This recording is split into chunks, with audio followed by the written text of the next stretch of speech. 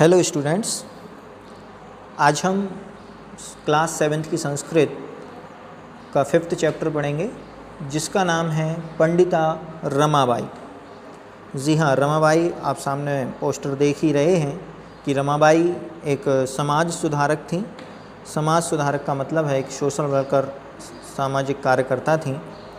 और आपने पंडित तो बहुत सुने होंगे, लेकिन ये उस समय की एक बहुत बड़ी पंडिता थी जिन्होंने स्त्री शिक्षा के प्रति बहुत ही अकल्पनीय कार्य किया है। और आज यदि ये हमारे सामने में फेमस हैं तो एक सोशल वर्कर और एजुकेशन के जो राइट्स और एक्टिविटीज़ हैं उनके रूप में ही हमारे सामने फेमस हैं। तो चलिए हम चलते हैं पंडिता रमाबाई के बारे में जानने के लिए कि पंडिता रमाबाई ने किस प्रकार अपने जीवन में कठिनाइयों को झेल करके स्त्री शिक्षा के क्षेत्र में एक बहुत बड़ा बदलाव लाया है। क्योंकि पुराने समय से जो एक कुरीति चली आ रही थी, एक रूढ़िवादिता चली आ रही थी कि स्त्रियों को शिक्षा का अधिकार नहीं है, उन्हें तो सिर्फ घर के कामकाज में ही ध्यान देना चाहिए, स्त्रियों को पढ़ने का अधिकार नहीं है, उनको वेदों को पढ़ने का अधिकार नहीं होता था। और भी बहुत सारी कुरीतियाँ ऐसी हैं, छुआछूत आदि की कुरीतियाँ भी हैं। तो इस प्रकार से कई कुरीतियों का निषेध कर करके पंडिता रमाबाई ने कैसे स्त्रियों को उनकी शिक्षा का अधिकार दिलाया है, चलिए आज हम देखते हैं चैप्टर में पंडिता रमाबाई। स्त्री शिक्षा क्षेत्रे अग्रगण्यः पंडिता रमाबाई। स्त्री शिक्षा के क्षेत्र में आज आगे गिनी जाने वाली पंडिता रमाबाई 1858 तमे ख्रीष्टाब्दे जन्म अलभत। इनका जन्म 1858 में हुआ था। तस्याः पिता अनंत शास्त्री डोंगरे, इनके पिता का नाम अनंत शास्त्री डोंगरे, माता च लक्ष्मीबाई आस्ताम और माता लक्ष्मीबाई थी। तस्मिन् काले स्त्री शिक्षायाः स्थिति चिंतनीय आसीत्। उस समय स्त्रियों की शिक्षा बहुत चिंतनीय थी। स्त्रीणां कृते संस्कृत शिक्षणं प्रायः प्रचलितं न आसीत्। स्त्रियों के लिए उस समय संस्कृत शिक्षण भी प्रचलित नहीं था। किंतु डोंगरे रूढ़िबद्धां धारणां परित्यज्य, इनके जो पिता हैं अनंत शास्त्री डोंगरे, उन्होंने इस रूढ़िवादिता की धारणा को छोड़ करके स्वपत्नीं संस्कृतम अध्यापत, अपनी पत्नी को संस्कृत पढ़ाई। अर्थात अनंत शास्त्री डोंगरे ने अपनी पत्नी लक्ष्मीबाई जी को संस्कृत का अध्यापन कराया। एतदर्थम सह समाजस्य प्रतारणाम अपि असहत। और जब वह यह कार्य वो करते थे तो उन्हें समाज के कई शब्दों के द्वारा कई प्रताड़नाओं को भी सहन करना पड़ा। अनंतरम रमा अपि स्वामातु संस्कृत शिक्षा प्राप्तवती। और आगे चल कर के रमा ने अपनी माता लक्ष्मीबाई से संस्कृत शिक्षा प्राप्त की। कालक्रमेण रमायाः पिता विपन्नः संजातः। जैसे जैसे समय निकलता गया, समय के अनुसार रमा के पिताजी का स्वर्गवास हो गया। तस्याः पितरः ज्येष्ठा भगिनी च दुर्भिक्ष पीड़ितः दिवंगता। तस्याः पितरौ, इनके पिता की जो ज्येष्ठ भगिनी अर्थात इनकी बुआ जी हैं, बड़ी बहन हैं, वो किसी कारणवश पीड़ित होने के कारण से वो भी गुजर गईं। तदनंतरम रमा स्वज्येष्ठ भ्राता। अब रमा अपने बड़े भाई के साथ पदभ्याम समग्रम भारतम अभ्रमत, पैर से पैर मिलाकर के अर्थात कदम से कदम मिलाकर के पूरे भारत का भ्रमण किया। भ्रमण क्रमेशः कोलकाता प्राप्त। घूमते हुए वह कोलकाता गई। संस्कृत वैदुष्येण सह तत्र पंडितः सरस्वती चेति उपाधिभ्याम विभूषिता। संस्कृत की विदुषी के रूप में वह वहाँ पंडिता और सरस्वती इन दो उपाधियों के द्वारा विभूषित हुई। तत्रैव सह ब्रह्म समाजेन प्रभाविता। वहाँ पर वह ब्रह्म समाज के द्वारा भी प्रभावित हुई, जहाँ वेदाध्ययनम अकरोत्, उसने वेदों का अध्ययन भी किया। पश्चात सा स्त्रीणाम कृते, इसके बाद उसने स्त्रियों के लिए वेदादीनाम शास्त्राणाम शिक्षायै आंदोलनम प्रारब्धवती। वेद आदि के अध्ययन के लिए एक शिक्षा के प्रति आंदोलन प्रारंभ किया। 1880 में सह विपिन बिहारी दासेन सह बांकीपुर न्यायालय विवाहम अकरोत्।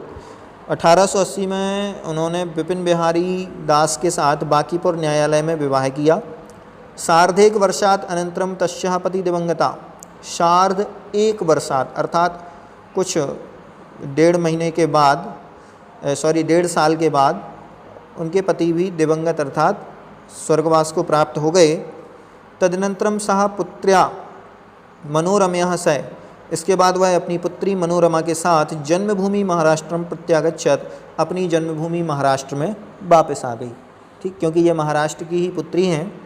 नारीणाम सम्मानाय शिक्षाय च, नारियों की सम्मान के शिक्षा के लिए ही सा स्वकीयम जीवनम अर्पितवती, उन्होंने अपना जीवन अर्पण कर दिया।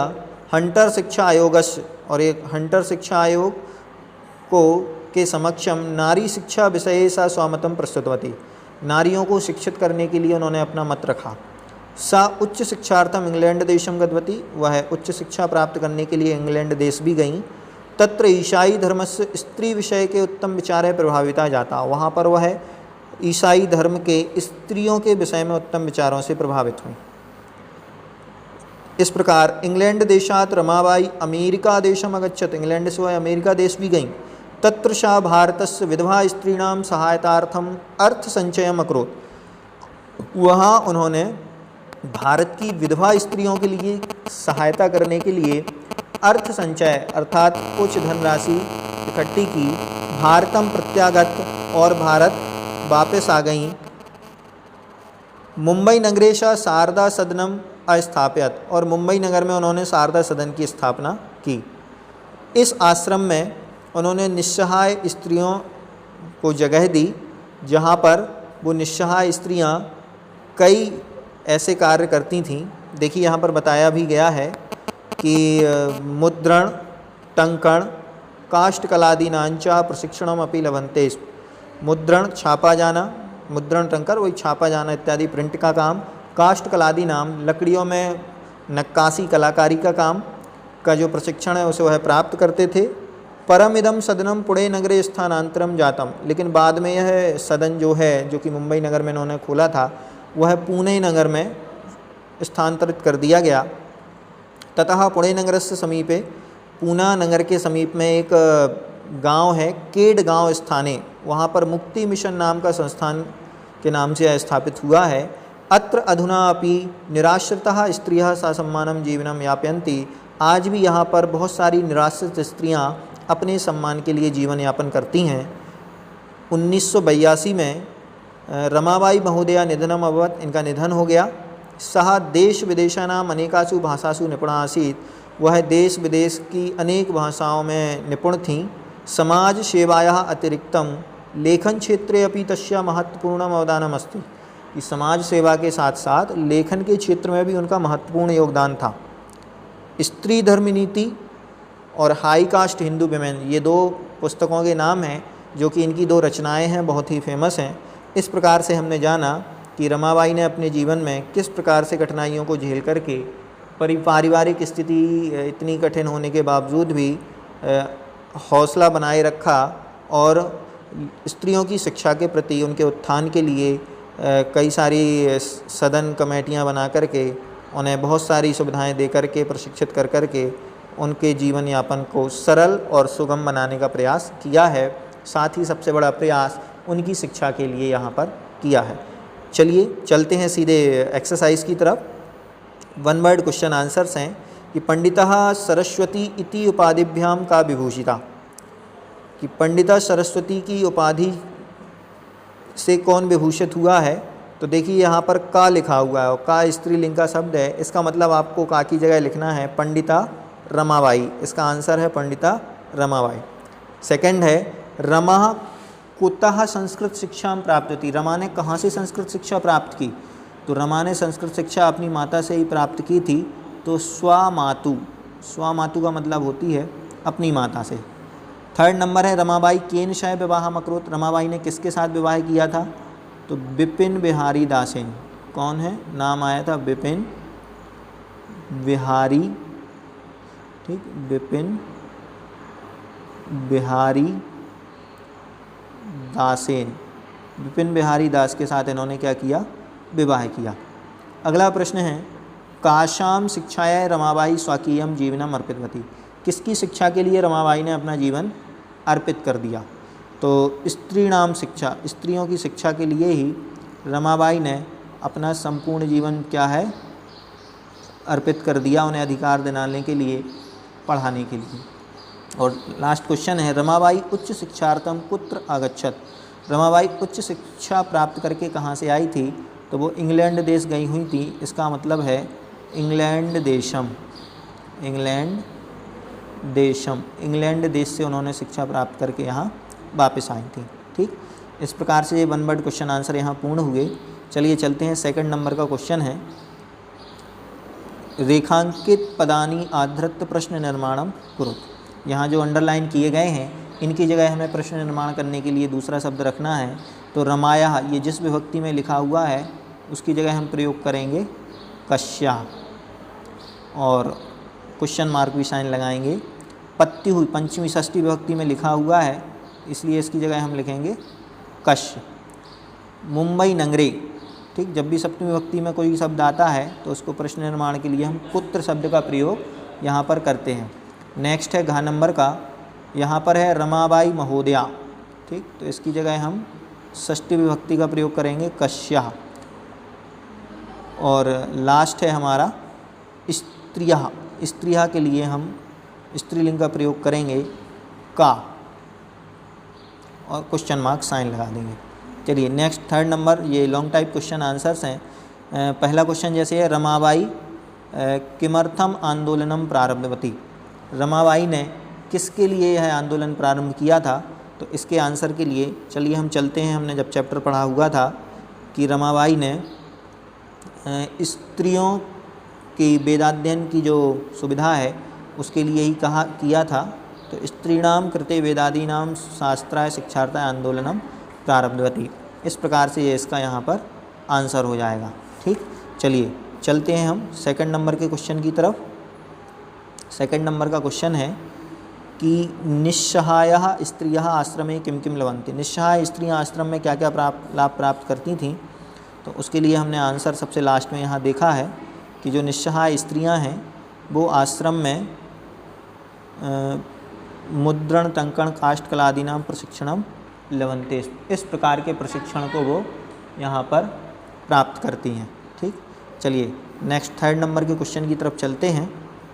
थर्ड नंबर का क्वेश्चन है, कस्मिन् विषये रमाबाई महोदया योगदानम अस्ति। किस विषय में रमाबाई महोदय का योगदान यहाँ पर है? तो रमाबाई महोदय ने किस क्षेत्र में काम किया ये तो हमें ज्ञात ही होना चाहिए। जैसे कि हमने लास्ट में ही पढ़ा था कि समाज सेवायाः अतिरिक्तम लेखन क्षेत्र में भी इनका महत्वपूर्ण योगदान है, ऐसा हमें जानना चाहिए। और लास्ट अंतिम प्रश्न जो इसका है कि केन रचनाद्वयम रमाबाई प्रशंसिता वर्तते। तो रमाबाई की जो दो रचनाएं हैं जैसे कि स्त्री धर्म नीति और हाई कास्ट हिंदू विमेन, ये दो रचनाएं बहुत ही प्रसिद्ध हैं, ऐसा यहाँ पर जानना चाहिए। इस प्रकार से लॉन्ग टाइप क्वेश्चन आंसर भी हमारे यहाँ पूर्ण होते हैं। अब हम चलते हैं एक्सरसाइज की तरफ। फोर्थ नंबर का क्वेश्चन है और इसमें देखिए क्या पूछा है। कुछ रिक्त स्थान भरने के लिए हमें दिए हुए हैं, सीधा सा है। यहाँ पर हमें कुछ शब्द हैं और इन शब्दों का हमें मूल शब्द, लिंग और विभक्ति वचन बताना है। जैसे कि पहला शब्द है पिता, तो पिता को हमें ध्यान रखना चाहिए कि इसका मूल शब्द है पितृ। ठीक, और ये पितृ शब्द पुल्लिंग है। और विभक्ति में देखा जाए तो एक वचन, और विभक्ति में एक वचन ना आकर के प्रथमा विभक्ति। ठीक, यहाँ पर प्रथमा विभक्ति और वचन में एक वचन का है। ऐसे ही हमारा दूसरा शब्द है शिक्षाय है। शिक्षाय में ओरिजिनल शब्द है शिक्षा, और ये लिंग में देखा जाए तो शिक्षा शब्द स्त्रीलिंग का शब्द है, और विभक्ति में ये लिखा हुआ है चतुर्थी विभक्ति में। ठीक, तो चतुर्थी हम यहाँ शॉर्ट में लिख देंगे, चतुर्थी विभक्ति एक वचन का शब्द है। ऐसे ही हमारा नेक्स्ट शब्द है कन्या। इसका यदि ओरिजिनल नाम देखें तो इसका नाम है कन्या। ठीक, कन्या ये स्त्रीलिंग शब्द है। ठीक, और स्त्रीलिंग के बाद इसमें यदि विभक्ति और वचन देखा जाए तो ये कन्या प्रथमा और द्वितीया दोनों में बन जाता है, लेकिन ये बनता है बहुवचन में। ठीक, ये बहुवचन का शब्द है। और लास्ट हमारा सेकंड लास्ट है नारी नाम। ओरिजिनल शब्द है नारी, स्त्रीलिंग शब्द है ये भी। ठीक, और ये बनता है षष्ठी विभक्ति बहुवचन में। षष्ठी विभक्ति बहुवचन का शब्द है। नेक्स्ट है मनोरमा। ठीक, तो ओरिजिनल शब्द तो सीधा सीधा नाम ही है मनोरमा। ये भी स्त्रीलिंग का शब्द है और तृतीय विभक्ति में बनता है एक वचन में। ठीक, इस प्रकार से ये हमारे वचन और विभक्ति यहाँ पर पूर्ण होते हैं। ये सब आप पता कर सकते हैं। यदि आपको राम के या एक स्त्रीलिंग के रूप जिस भी शब्द के याद हैं, या बालक या बालिका के रूप याद हैं पुल्लिंग स्त्रीलिंग के, तो आप आसानी से इनको सॉल्व कर सकते हैं। चलिए नेक्स्ट है हमारा क्वेश्चन। इसमें भी कुछ ऐसा ही है, लेकिन ये शब्द रूप ना होकर के धातु रूप हैं। तो इनको हमें बताना है कि इनमें ओरिजिनल धातु क्या है, लकार कौन सा है और पुरुष और वचन क्या है। तो कुर्वंती में हमारी ओरिजिनल धातु है क्री धातु। कुर्वंती में ओरिजिनल धातु क्या है, क्री। का लिख के री लगा देंगे, क्री। लकार देखा जाए तो इसमें है लट लकार, और पुरुष में तो इसमें है प्रथम पुरुष, और वचन में ये बना हुआ है कुर्वंती बहुवचन के रूप में यहाँ पर बना हुआ है, तो वचन आ जाएगा इसमें बहुवचन। ठीक, नेक्स्ट है आगच्छत। आगच्छत में ध्यान रखना बड़ा आ प्लस गम धातु। गम धातु यहाँ ओरिजिनल धातु है और आ उपसर्ग लगा हुआ है। लकार के लिए यूज करें तो लंग लकार भूतकाल में ये लिखा हुआ है, और पुरुष में ये प्रथम पुरुष है, और वचन में देखा जाए तो एक वचन में यूज किया गया है। ठीक, चलिए नेक्स्ट है इसी में निवसंती। निवसंती में भी नी उपसर्ग पूर्वक वस धातु। ठीक, फिर लकार का देखा जाए तो लट लकार का यूज़ है। पुरुष में देखेंगे तो प्रथम पुरुष है, और वचन में देखेंगे तो बहुवचन में ये शब्द यहाँ पर बना हुआ है। गमिष्यन्ति में गम धातु है, और ये गम धातु भी यहाँ पर जो लिखी हुई है ये भविष्य काल लट लकार के फॉर्म में यहाँ पर लिखी हुई है, और पुरुष में ये प्रथम पुरुष एक वचन के रूप में यहाँ पर है। ठीक, और अंतिम शब्द है यहाँ पर अकरोत। अकरोत में क्री धातु है, भूतकाल लंग लकार का प्रयोग हुआ है, और प्रथम पुरुष एक वचन में यहाँ पर लिखी हुई है। ठीक, इस प्रकार से ये हमारे धातु रूप भी यहाँ पर पूर्ण होते हैं, और इसी के साथ कुछ घटनाक्रम के अनुसार ये लिखे हुए हैं। इनको आप चैप्टर को पढ़ कर के आगे पीछे सीरियल वाइज क्रम में लगा सकते हैं। इस प्रकार से ये चैप्टर हमारा यहीं पर पूर्ण होता है, और अब हम चलते हैं। धन्यवाद।